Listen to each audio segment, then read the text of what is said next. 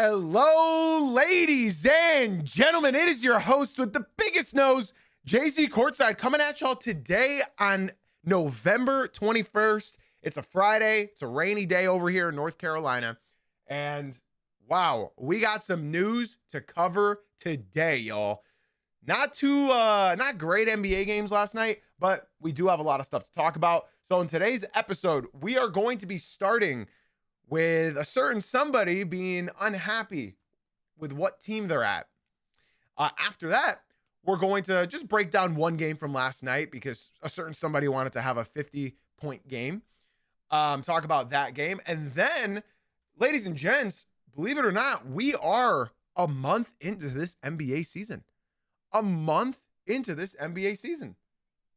So you know what that means, right? We got to give away our seasonal awards about this NBA season. We're going to look at the MVP. We're going to look at the DPOY, Coach of the Year, Most Improved, all those awards. We're going to give out our awards, who we believe is going to be those award winners by the end of the season. Now that we're a month in, we have a whole month of basketball to base it on, right? But before we get into any of that, live crew, appreciate all of y'all being here. You guys in the Twitch stream, TikTok, and YouTube, I appreciate all of y'all for tuning in at 9 a.m. Eastern, Monday through Friday. And then not only that, appreciate y'all. Drop likes, follow, subs if you're not already. Not just that, though. Podcast listeners, be sure to leave a 5-star rating and review. It helps more than you guys could possibly understand. Now, let's get into the meat of this episode. LaMelo Ball of the Charlotte Hornets. That's right. We're starting with this and not with a game from last night. We're starting with this news because this is news. This is news. LaMelo Ball has grown tired and upset being a member of the Charlotte Hornets. Now, he responded with a clown emoji on Twitter to the report. But let's be honest here. Let's all be honest here. This is no surprise. This is no surprise whatsoever. The Charlotte Hornets are a bad team. They're one of the worst teams in the NBA. Yes, they have talent. Yes, they have a great rookie in Con Knipple. But it's no surprise to me that LaMelo Ball's upset. There's been rumors and talk on Lonzo and LiAngelo's podcast that he wants to go to the Clippers. And, well, now that you look at everything that's been transpiring, why would any team even want Lonzo Ball at this point? I know the kids love him. The kids idolize LaMelo Ball. They idolize him. He led in fan voting last year for the All-Star game. He wasn't declared an All-Star, but he led in fan voting. Why do the kids love LaMelo Ball? I don't know. Maybe they secretly have a crush on him. He's a handsome guy, with all due respect. He is. But I think that's the main reason that people vote. Everyone likes LaMelo Ball. Everyone. Like, all the kids love LaMelo Ball. But people my age, the boomers, I'm not a boomer, I'm 27. They hate LaMelo Ball. They hate the way he plays, that he plays losing basketball. That's what they say, right? So let's look at this and see why LaMelo Ball is unhappy in Charlotte. Why is he unhappy? Well, let's look at this.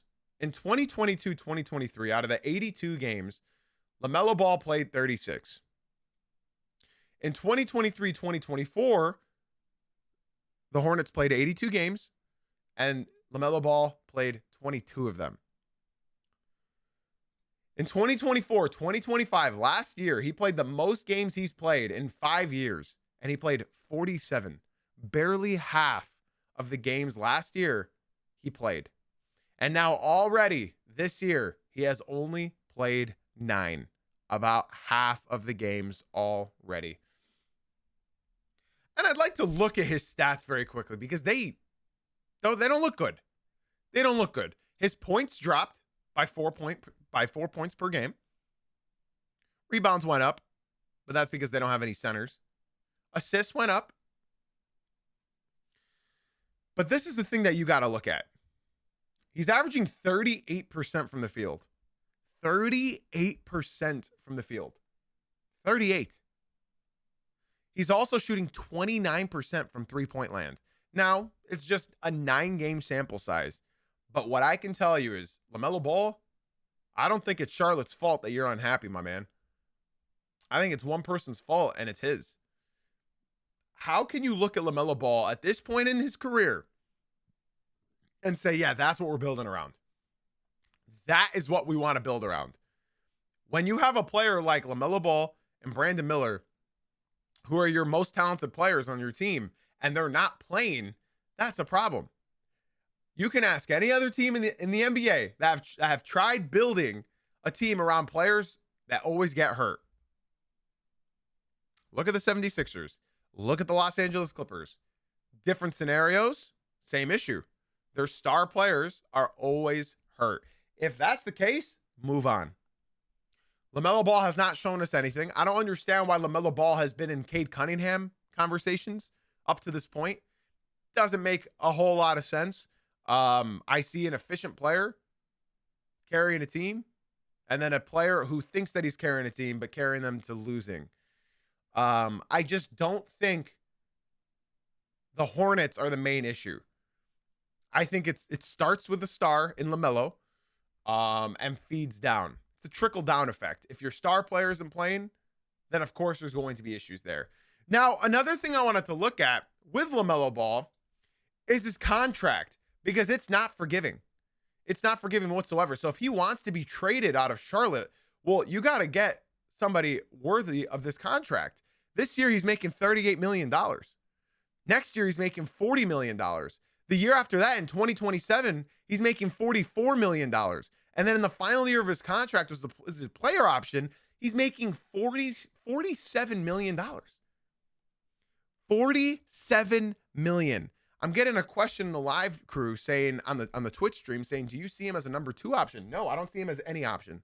I don't see LaMelo Ball as any option into the NBA. It's sort of like his brother, except he's a little bit better. When you look at Lonzo Ball and you look at LaMelo Ball, they both lack the best ability in basketball.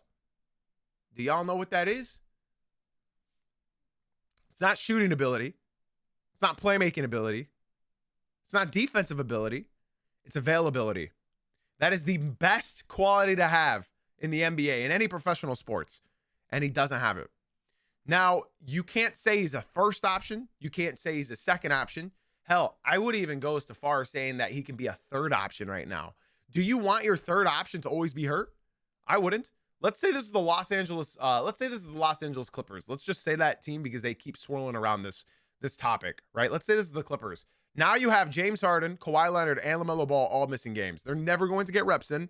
It's not going to work. Until LaMelo Ball can actually stay healthy, until he can prove to you that he is an NBA. I mean, he has the skill. Nobody's denying that LaMelo Ball is a bad player by any means. He takes too deep of threes. He's taking these one-legged shots, and part of the reason being, I think it's because that ankle is really messed up. I have a very bad feeling that those one-legged shots are because he doesn't want to put pressure on that ankle. I don't think LaMelo Ball could be the future of any team in this league because of his lack of availability. You can't look at the last 3 seasons, and now just say 4 seasons because it's happening again. You can't ignore these last 4 seasons. You guys know how Atlanta Hawks fans always gas up how they made the conference finals in 2021? That sort of is how people talk about LaMelo Ball. Because in 2021, he played 75 games, his most in his career. It doesn't mean anything. The Hawks made the conference finals in 2021, doesn't mean anything. Just like how LaMelo played 75 games back in 2021, doesn't mean anything.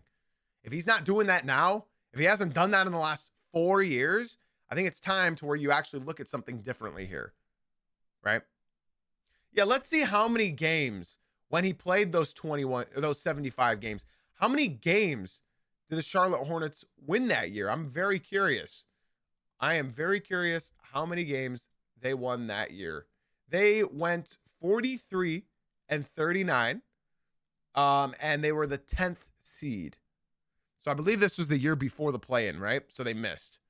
That is not bad. Who else was on this team at that point? Miles Bridges, Montrezl Harrell, Gordon Hayward, Kai Jones, Cody Martin, Kelly Oubre, Mason Plumlee, Terry Rozier was Ish Smith. Isaiah Thomas and PJ Washington. Wow. Yeah. And he was 20. It's a whole different league now, man. It's a whole different league now. This is a player that can't stay onto the court. He just can't stay. And this is what's going to continue happening. I cannot see LaMelo Ball being a number one option on any basketball team for the time being, anytime soon, until he shows me something. So as far as him being traded, show me a team that it looks like they would like to trade for him. He's going to be making upwards of $47 million in his contract a year. That's not a horrible contract, but that certainly is not a good contract. I see somebody in the TikTok say before we move on from this topic saying, I think LaMelo should get traded for Franz. That's what he said. Now, first and foremost, if I'm a Magic fan, I'm saying no, because you're trading a player that is really good for a player that is really good that is not available to play at least 50 games in a season. So I would never do that trade. The Magic need a point guard. They don't need an injury-prone point guard. Yeah. So as your number one option, the Sky is basically winning 45 games with him. And that's if he's playing 82 games, correct? If he's playing 82.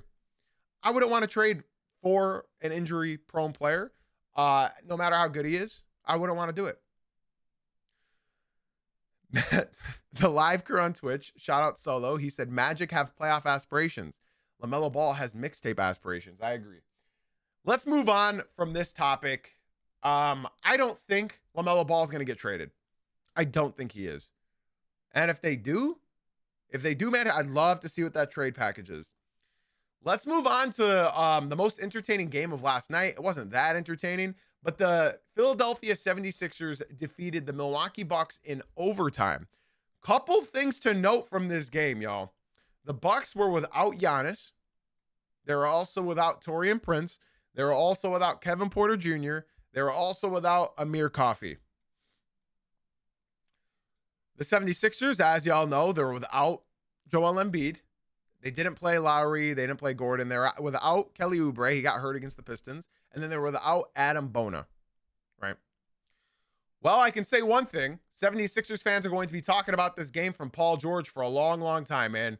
When we're healthy, when we're healthy, when we're healthy, when we're healthy. Paul George had 21 points. 5 rebounds, 3 assists, 2 steals, 7 for 12 from the field, 4 for 7 from deep, and he played 25 minutes. I don't think he played a second in the fourth quarter or overtime. Paul George had a really good game. He had a really good game. Really good game. And next game, we'll see if he has another really good game. Oh, unless they play another game this weekend, because then he probably won't play. We'll see. I'm not going to talk about Paul George a whole lot more than that. He had a great game. We'll see if it continues. I'd like to start off with the other players who I think the game shouldn't even have been close. The game shouldn't even have been close. Justin Edwards, he's never going to shoot 1 for 7 for 3 ever again. Okay? He's never going to shoot 1 for 7 for 3 again. This guy's been shooting lights out. He couldn't hit a shot, right? He had a big shot on OT, so good for him. Andre Drummond, he's doing what Andre Drummond does, right? VJ Edgecombe hit big shots in overtime. Kid's talented, 12 points, 10 assists, 10 rebounds for a double-double. Shout out VJ Edgecombe. And then I want to skip over one of the players that we're going to be talking about. Quentin Grimes did not have a good game by any means, but he hit some tough shots in overtime. Tough.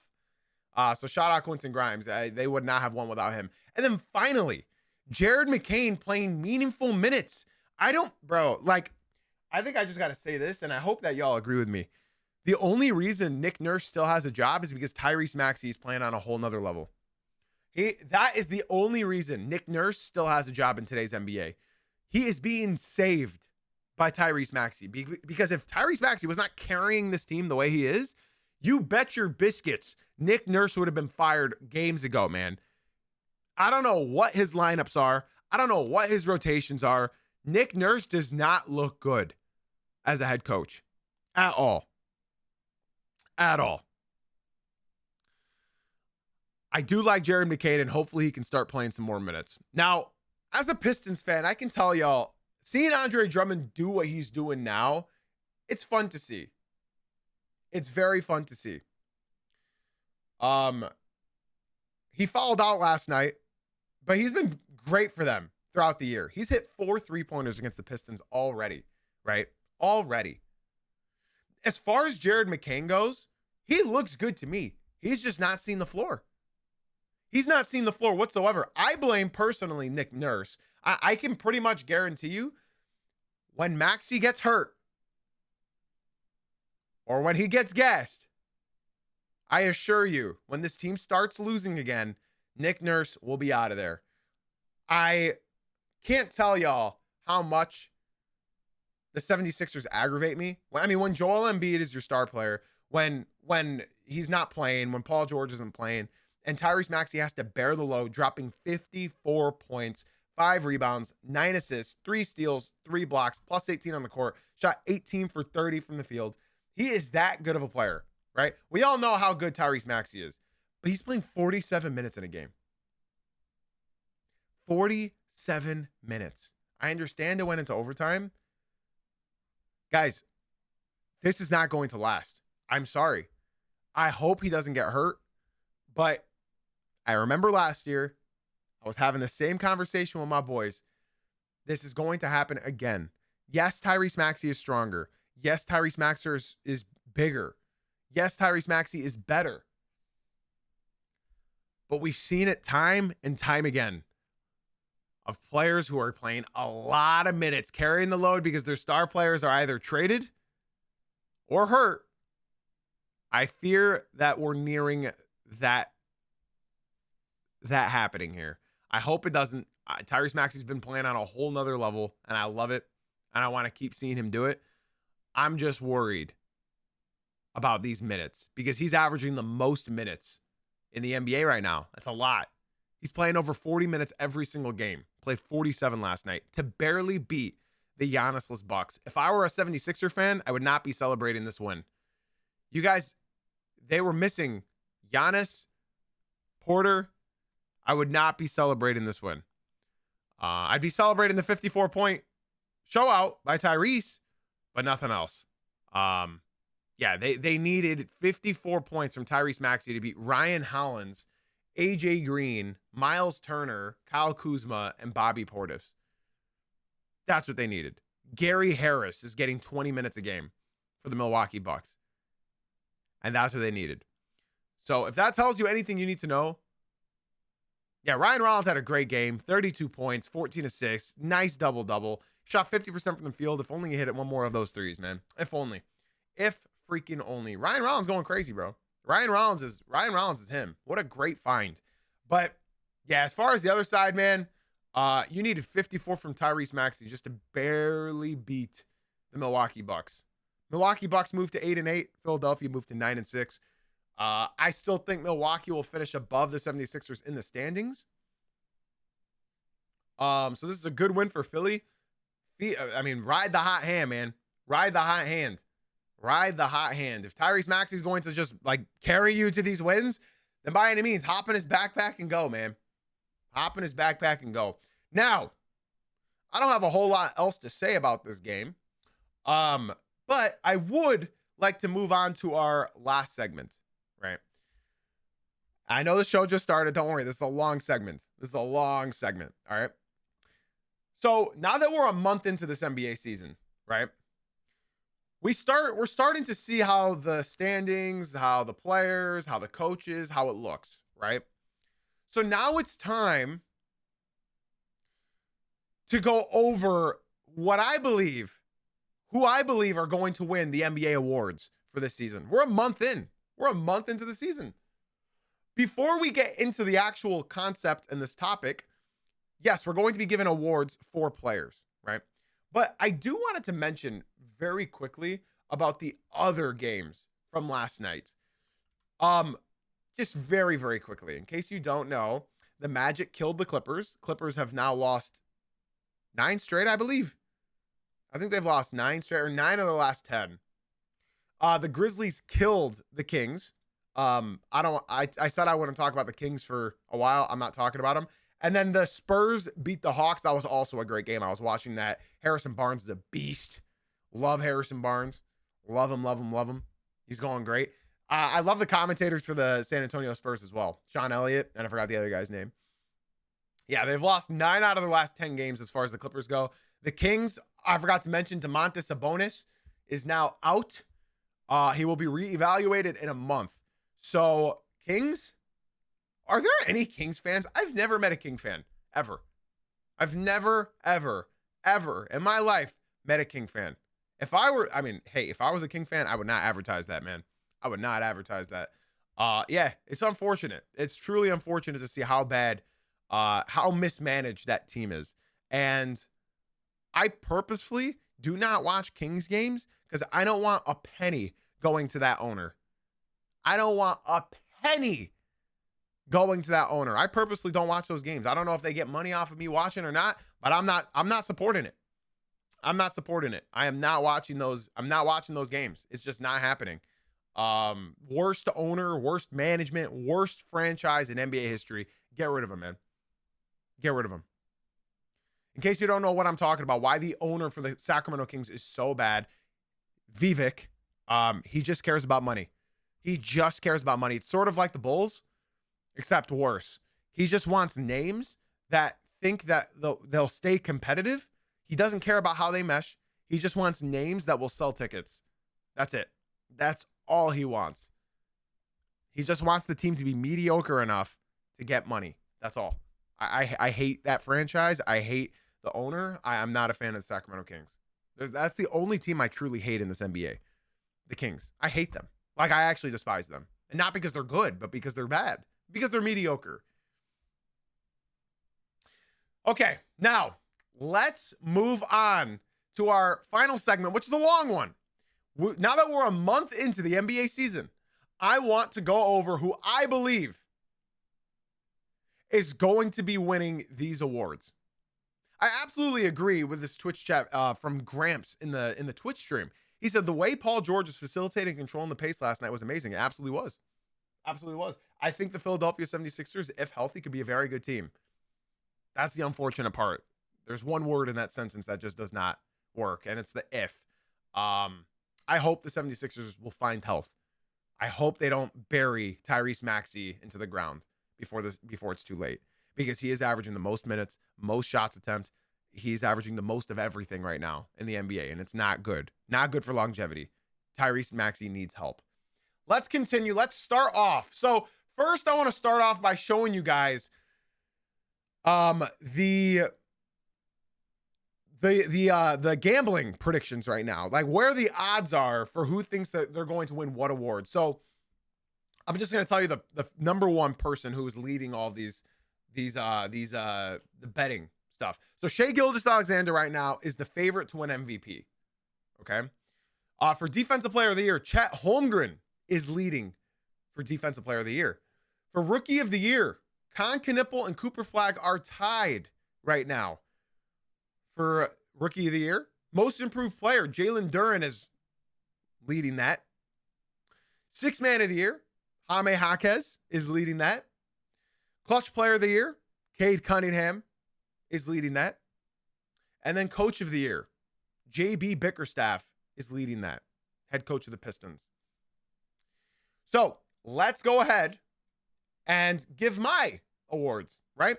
So I believe, me personally, I believe that Nikola Jokic will be winning his 4th most valuable player this season. He is averaging same stuff as last year. He's averaging 29 points, 13 rebounds, 11 assists, so a 30-point triple-double. He's averaging a 30-point triple-double. He's also getting 1.5 steals and about a block. Listen to these splits for me, please. Just listen to these splits. From the field, he's averaging 65%. From three-point land, he's averaging 40%. This could arguably be the greatest season we've ever seen from any one player ever. He's also shooting 86% from the free throw line and 73.6% true shooting. When I tell you that Nikola Jokic needs to win MVP this year, he needs to win MVP. I don't think the NBA wants to give Shai another MVP. I really don't believe that they want to give Shea another one, at least not back to back. I think Nikola Jokic is, at this point in time, 1 month in, fully deserving of the most valuable player award. Now, in case you want to know in the order in which FanDuel has this award, it's Shea at plus 135, Nikola Jokic plus 175, Luka Doncic at plus 400, Giannis at plus 1500, and then Cade Cunningham and Tyrese Maxey are tied at plus 8,000. So this is sort of what I wanted to talk about. I think Nikola Jokic has done more than enough right now to prove that he deserves MVP. Now, for anybody joining late, I see some people spazzing right now in the TikTok. What I'm doing right now is giving the awards out based off of the 1 month of basketball that we have seen. Okay? So in this 1 month of basketball, I believe Nikola Jokic has shown that he deserves his 4th most valuable player award. For God's sake, he's averaging a 30-point triple-double while shooting 65% from the field and 40% from three. This is stuff that I've never seen before. And yet people are it's voters fatigue. It's voters fatigue, plain and simple. I think Shea deserved it last year. But as far as Jokic goes, you didn't give it to him last year. And to be honest, y'all, this is the way that Jokic wins his MVPs. Let me explain. Listen, when Jokic won his first MVP, Giannis won the year after. Jokic won his second MVP. Joel Embiid won that MVP after. Jokic won his third MVP. Shai Gilgeous-Alexander won after. So now I think it's due that Nikola Jokic wins his 4th MVP. The pattern follows. Now, this is not to discredit Shai Gilgeous-Alexander. I understand why Shai is favorited right now in the FanDuel voting. But still, in my opinion, I think based off of this month and looking forward to it. So I actually wanted to show you guys an important tweet because people have been insulting me about the Pistons record and who they've had to face. So I actually wanted to show you guys something. So if you look at the strength in schedules right now in the NBA, right? People are saying that the Pistons had the easiest 11-game win streak right now. So I'm here to show you that a lot of teams that are playing well have had easier schedules than Detroit. The team that's had the easiest schedule so far is Phoenix. They're 9-6. Next is Oklahoma City, the team that everyone's gassing up right now because they're number 1 in the West and number 1 in the league. They have the second easiest schedule right now in the NBA. They're 14-1. This is right now the games played. OKC has the second easiest schedule. Okay, this is all stats. Then Dallas Mavericks, and they're 4-11, so that's not good that they have the third easiest. Minnesota Timberwolves, they're 9-5, not great. San Antonio Spurs, Denver Nuggets, Milwaukee Bucks, Boston Celtics, Charlotte Hornets, and then the Detroit Pistons. So the Detroit Pistons have the 9th easiest schedule in the NBA right now. Right now, the 9th easiest. That's not that insane when you think about it, because the team that's better than them by 1 game is the Oklahoma City Thunder. They're the second easiest schedule right now in the NBA. And then the team that's right behind Detroit is Denver. They have the 5th easiest schedule in the NBA right now. So when you look at this and you say that the Pistons rank 21st right now in strength of opponent faced, remember the only team that's ahead of them by 1 game has the second easiest schedule right now in the NBA.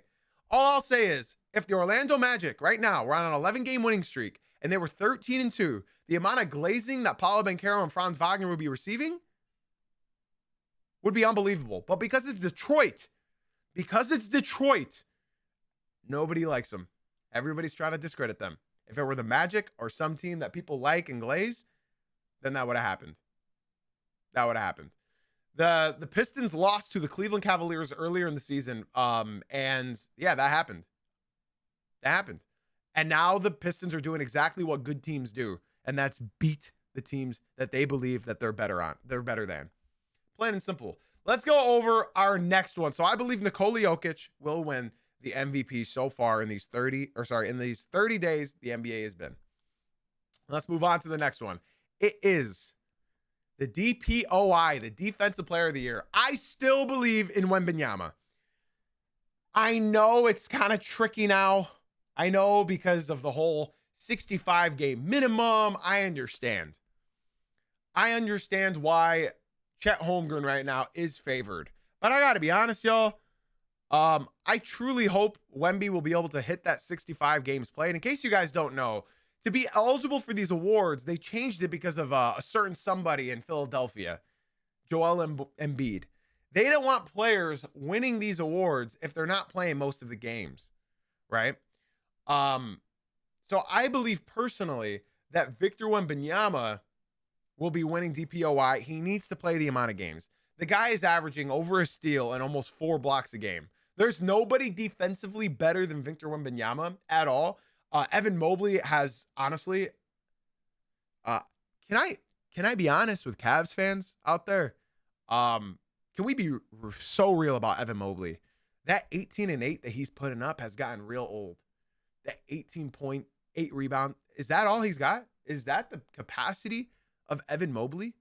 Why are we not giving Mobley the ball more? Why is it just Donovan Mitchell? I'm going to give you guys a fun stat.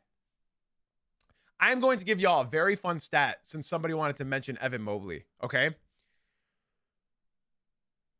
When Donovan Mitchell doesn't score 35 points, I believe the Cavs right now are 1-6.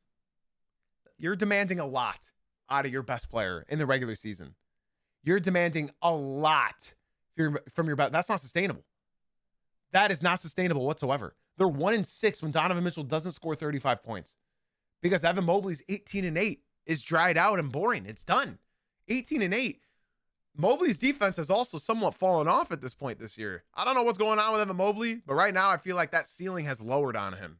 I know everybody was super up on him, but now that we're looking at it, where would they be right now without Donovan Mitchell? They need Garland back for sure. I know people are talking about, oh, they need to trade Garland. You trade Garland, this team is not doing anything in the playoffs. This team's not doing anything now.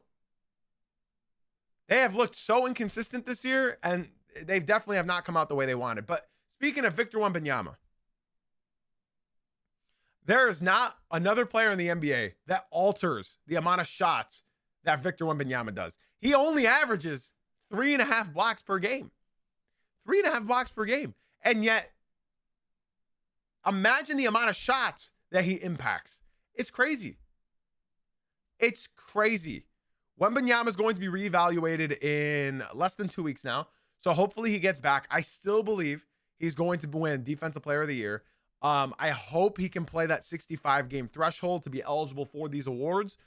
Because if you do look at the rest of the FanDuel stuff, that's why Chet Holmgren's leading right now in DPOY voting. But I still believe that Victor Wembanyama will be claiming Defensive Player of the Year this year. He's got the best defense by far. The only shot blocker in the NBA. It's funny. There's only one player in the NBA that is damn near equal to Wembanyama as far as block shots, and that's Isaiah Stewart, beef stew for the Detroit Pistons. Victor obviously alters more shots. Victor's obviously a foot taller than Stu. In case you guys don't know, Isaiah Stewart is 6'9". And yeah, Wembanyama is 7'5", 7'6". So the fact that like Isaiah Stewart is even in the contention for DPOY, it's incredible. So we'll see. We will see what happens with Victor Wembanyama. Chet Holmgren's been missing games as well. So I don't think, me personally, I hope and pray so far what we've seen this month, Victor Wembanyama will get back and he will get that 65 game threshold. Y'all, let's move on to my rookie of the year. I'm taking the underdog, man. I'm taking the underdog. This kid freaking deserves it. Let me tell you his stats. This kid, Con Knipple, for the Charlotte Hornets, is doing something. I know I just dunked on the Hornets earlier when we were talking about the whole LaMelo situation, but let me gas up one guy on the Hornets because, by God, these fans need it. They need it. So right now, technically, Cooper Flagg and Con Knipple are tied in FanDuel odds in winning Rookie of the Year. I'll tell you why he is an underdog, because his name is not Cooper Flagg. I'll tell you another reason why he's an underdog, because Cooper Flagg was labeled this generational talent that is 100% going to win Rookie of the Year with no competition. In case you don't know, before the season started, Cooper Flagg was a minus 2,000. The next person was VJ Edgecombe at plus 5,000. That's the biggest split along any of the awards. Any of the awards, Cooper Flagg was running away with Rookie of the Year. Look at one stat for Con Knipple right now. Are you seeing this? 40% from three. That's not even the most impressive part. He is attempting 8.5 threes a game. Do you guys know how insane that is? No rookie in NBA history has been attempting as many shots as Con Knipple is right now. Isn't that it? And he's shooting over 40%. Can we be so real for a second? VJ Edgecombe has fallen down the ladder. I believe he's at number 3 right now. Actually, has he fallen off even more? No, he's number 3. Cedric Howard's probably going to pass him up, though. Cedric Howard's a demon. Con Knipple is averaging 18.5 points, 6 rebounds, 3 assists, a steal. He's shooting 47% from the field, and he's shooting 40% from deep. He's shooting 90% from the free throw line. Con Knipple has looked absolutely incredible all year long so far, man. He's looked great.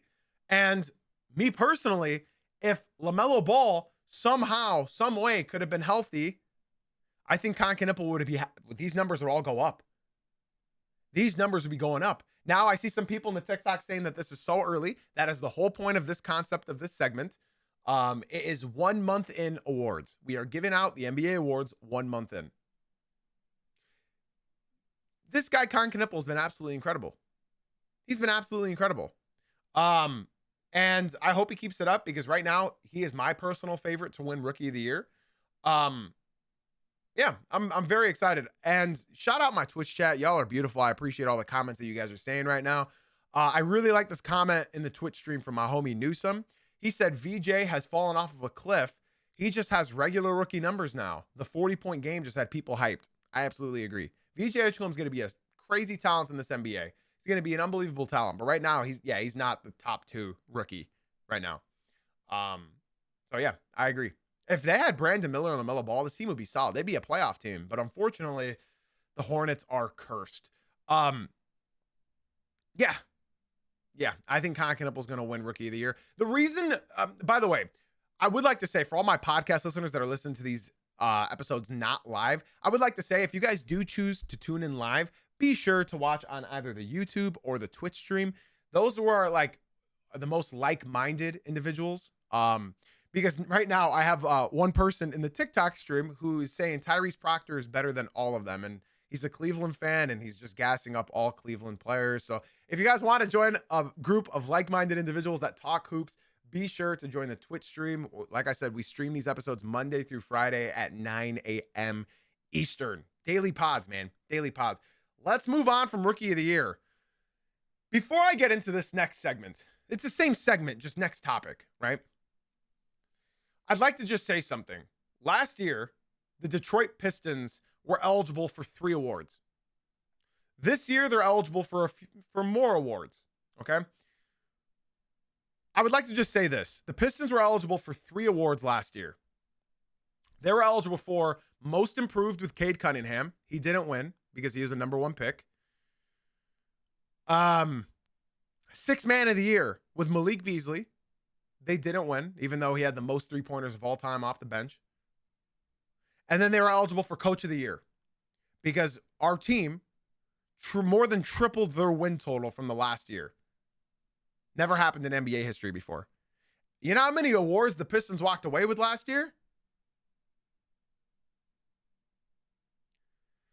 This year, I cannot see any way possible the Pistons don't walk away with at least one of these awards. And the one that I'm talking about right now in particular is Most Improved for Jalen Duren. If Jalen Duren does not win Most Improved Player this year at this point in time, looking at the NBA so far, something is wrong. Because this is quite literally the definition of a Most Improved Player. Now, I would like to say thank you again to the Charlotte Hornets.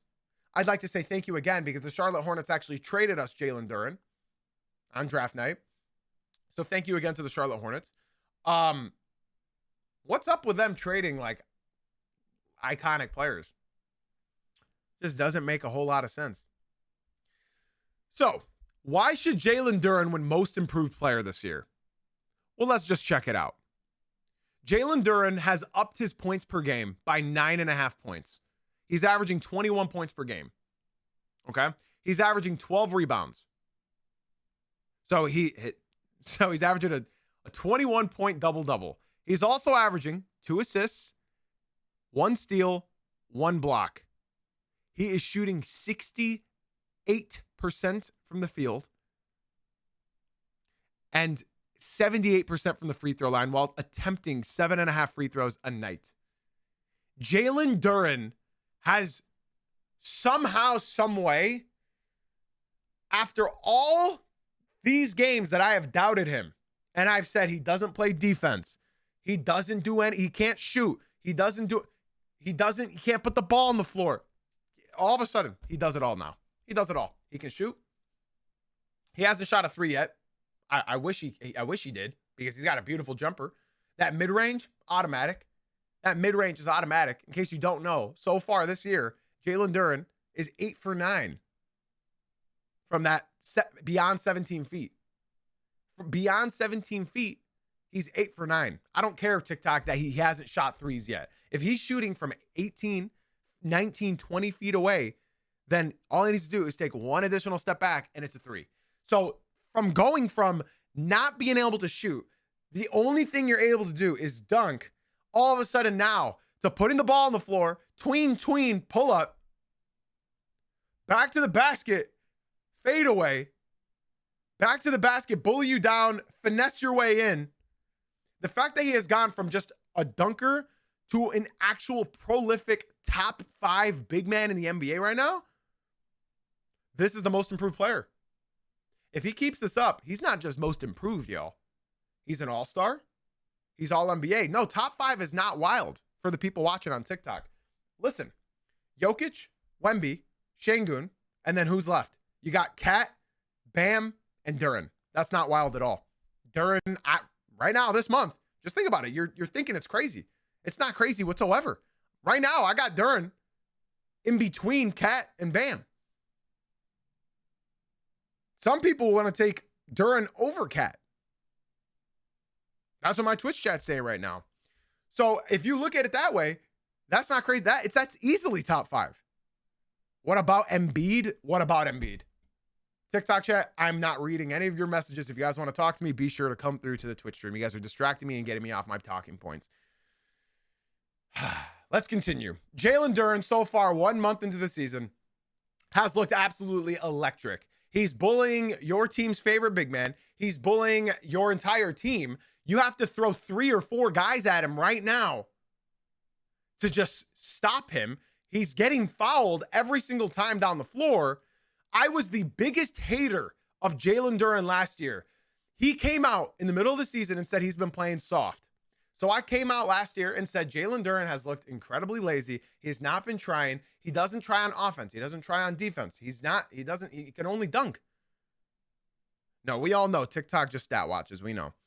I'm looking at these games now, night and day, from the second half of last season and the playoffs. Looking at now, the second half of last year, beyond January 1st, after the All-Star break, the playoffs. Now, Cade's got a number 2 option, and that's without Jaden Ivey come back. We thought that Jaden Ivey comes back, he's got his 1-2 punch there. This is the best 1-2 punch in the NBA right now.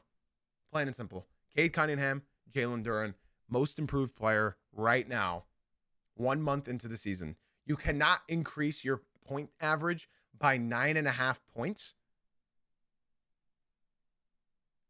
and not be heavily considered for this one.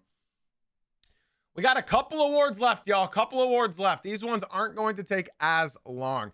Up next, 6th man of the year. You already know. I got Jaime Jaquez Jr. for the Miami Heat. He's been absolutely incredible. Watching this guy play, there's only one thing that this guy can improve upon. And guess what? It's nothing that he won't be able to improve upon, right? He's got the motor. He's got the availability. He's got the passing ability. He's got the shot making in the paint. It's unbelievable. Jaime Jaquez Jr. is averaging right now 17 points per game, 7 rebounds, 5.5 assists, about a steal, and he is shooting 52% from the field. Unfortunately, his three-point land is 20%. That will go up. I'm not one to freak out about three-point percentage. Cade Cunningham right now is shooting 27.5%. LaMelo Ball shooting 29% from three. So when you look at these elite players, three-point percentage, in my honest opinion, Jaime Jaquez is not a shot creator on the perimeter for himself. I think what helps him most is catching and shooting. So all he needs to do is master that corner shot, and their offense will spread. The thing is, though, I don't even think he needs it a whole lot, because what Jaime Jaquez does best is beelining to the hoop. You can't stop this guy. He is strong, man. This dude, Jaime Jaquez, is a dog. He is good with the ball. So when he's got the ball in his hands, why does Jaime Jaquez need to be able to shoot a three when he's got Ray Allen at the three-point line? They got three-point shooters. They got Norm. They got Big Norm. Like, this team has shooting. If Norman Powell doesn't want to develop a shot, guess what? He doesn't. His defense is solid. His offense is incredible. And like I said, there's a couple things that you can't teach an NBA player. And that is a couple things. It's availability, it's athleticism, and it's motor. I got to be honest, watching Jaime Jaquez, I'm sort of amazed, because it's like, dude, how are you doing this when last year I gave up on you? I remember talking to my Twitch chat. Beezy, New, I'm talking to you boys. I'm looking at y'all right now. I looked at you guys in the face and I said, Jaime Jaquez Jr., oh boy, what a fall off. His career's done. He was getting DNPs. He literally wasn't playing. Could it be because of Jimmy Butler? Could it be because of Eric Spoelstra? Jaime Jaquez was literally not being played last year. He was not being played. I gave up on him. I'm being honest. I'm one of the guys. I'm one of those NBA fans, one of those content creators that always admit when I'm wrong about something. I'm here to admit to you, I was wrong on this. Jaime Jaquez, I apologize. You are a great player.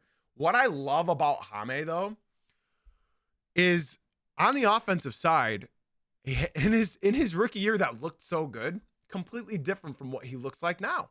He truly got stuck in the sophomore slump, and it wasn't helped by Jimmy Butler.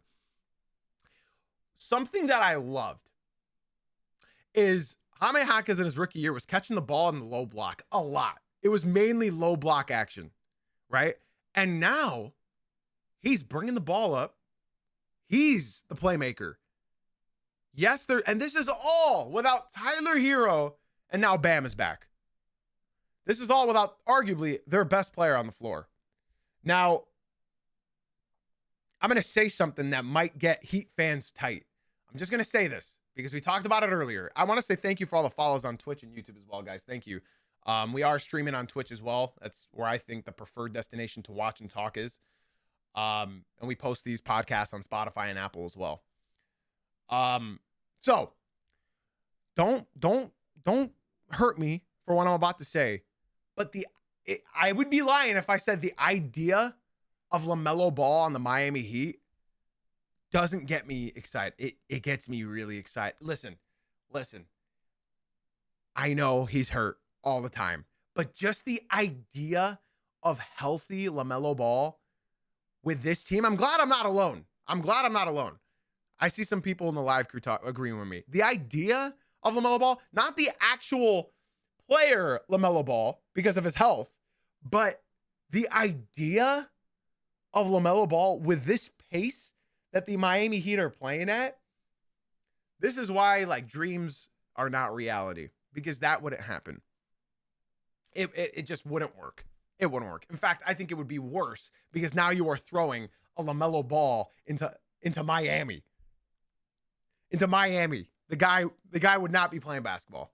In fact, right now he's got more tattoos than he does games played. Jaime Jaquez Jr., I got you a 6th man of the year. I think this is undisputed as well. I think this is one of the awards that I just think no matter what, he will win. Now, I apologize to my Twitch viewers for not having the lower thirds for these last two categories. I ran out of buttons. Clutch player of the year is none other than Cade Parker Cunningham. Again, I don't think that this is a debate. 1 month in, Cade Cunningham has scored the most points in the fourth quarter so far. Out of any teams in the NBA, he has scored the most points in the fourth quarter. He's averaging over 11 points per game in the fourth quarter. Off crazy efficiencies. He's shooting 54% from the field while taking 7.5 shots. So Cade Cunningham, in my opinion, will be clutch player of the year. It's a new player every year as well. I believe last year was Jalen Brunson. So I think the year before was De'Aaron Fox, maybe. Cade Cunningham will win clutch player of the year. I like that award. When you look at that, Cade Cunningham is not only going to win clutch player. Yeah, Tyrese Maxey's close. He fell behind. He's number 6 actually on the clutch player of the year. Believe it or not. Oh, technically number 5. But yeah, Tyrese Maxey has dropped down. He was, but not lately. But yeah, Cade Cunningham is leading the way right now in clutch buckets. In my opinion, Cade Cunningham's going to walk away with All-Star, All-NBA, clutch player of the year, Eastern Conference Finals MVP, and Finals MVP. Okay, next up for the last award is, again, JB Bickerstaff of the Detroit Pistons for Coach of the Year. Now, again, this is when I've told y'all, last year the Detroit Pistons were leading 3 categories last year. They were leading 6th Man of the Year. They were leading Coach of the Year.